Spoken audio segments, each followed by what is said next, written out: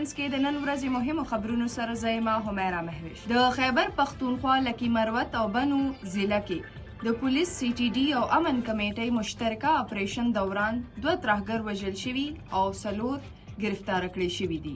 د خیبر پختونخوا حکومت پېټرولیم زیات نرخونو او ایندھن ذخیره کولو په ضد سختې کاروایی حکم ورکړي.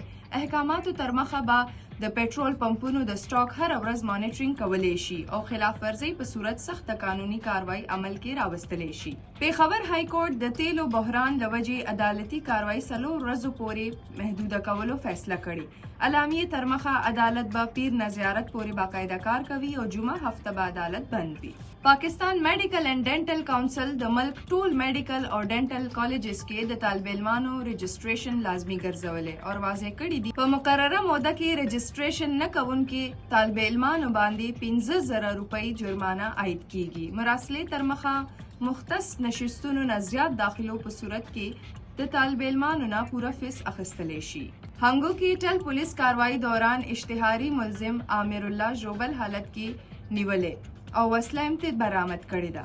امریکای خارجه محکمې اعلان کړی چې پیښور کې موجود امریکایي قونسل خانه کوم چې موجوده عالمي صورتحال لوجې په عارضي توګه بنده ده مستقل بند کولی شي او ویلي دي چې بندیز سره سالانه $1.5 میلیون بچت ممکن دی خو په سفارتي هلو ځلو منفي اثر کېدلی شي.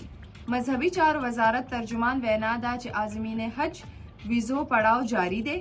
تر دې دمه 90% عازمینو د حج ویزو عمل مکمل کړی شوی دی. چارواکو وینا ده چې پاکستان نه حج فلایټ اپریشن 18 اپریل څخه شروع کیږي.